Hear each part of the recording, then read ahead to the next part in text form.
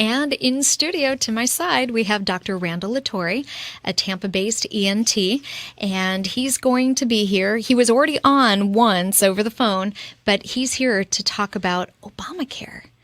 Yeah, oddly enough, he's somebody that Dr. Yes. Bernardi wanted to have Yes. in, because when we had him on last time, we kind of chatted with him off air about Yes. it. And Doc was like, "Oh, we've got to have you come back in." And that sounded like Dracula, not Dr. Bernardi.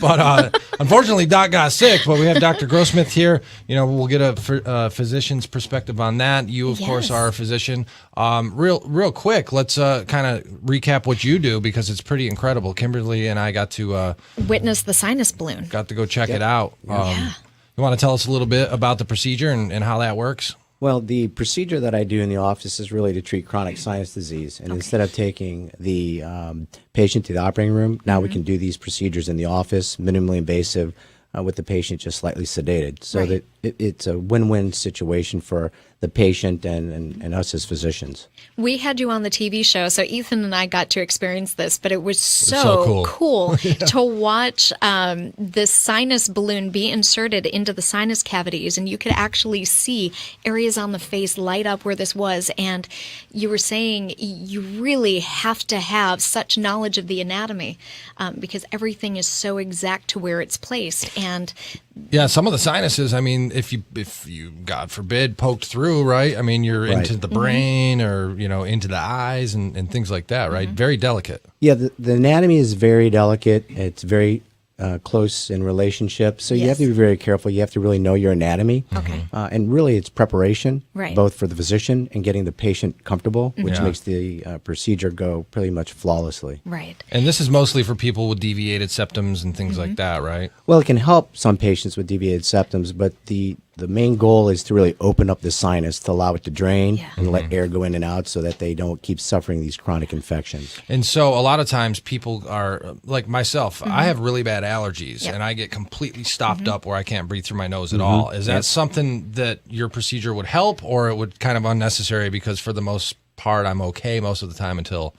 Well, most of the patients come in with nasal congestion on top of sinus issues. So I do other procedures within that office time to actually help the breathing. So I can help your nasal obstruction, so to speak. At the same time, I open up the sinuses. And it's great because they are awake, so they're able to communicate with you. And the patient that we saw was cracking great. jokes the whole time. So Right.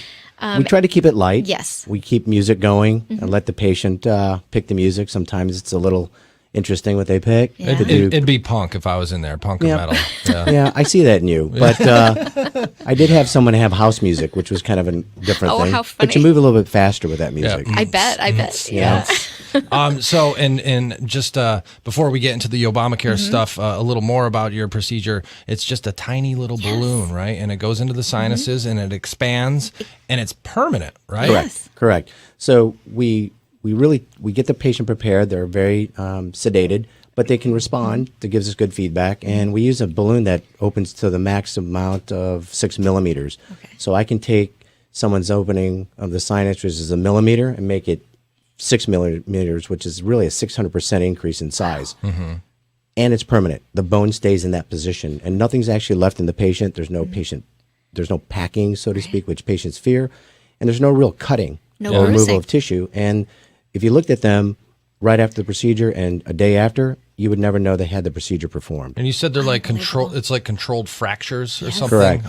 of the bone, which kind of makes you cringe, but it doesn't really hurt, right? No, the patients really, they may feel a little pressure, but once the balloon is deflated, the pressure's gone. Yeah. That's excellent. Which is And the procedure takes approximately how long? the procedure takes about 15 to 20 minutes to perform. Right. I usually take a little bit longer just to prepare the patient. So I want it to be a nice experience so that they don't want to feel much, and I don't want them to feel anything as well. Correct. Gotcha. And we're a national show, but we're based out of the Tampa Bay area. If people in the Florida, well, really anybody anywhere Wants to reach out, wants to get a hold of you, they're interested in the sinus balloon procedure, how do they get in touch? Well, you can call the office at area codes 813-908-8585. And for my Trinity patients, we have two offices, 727-375-8580.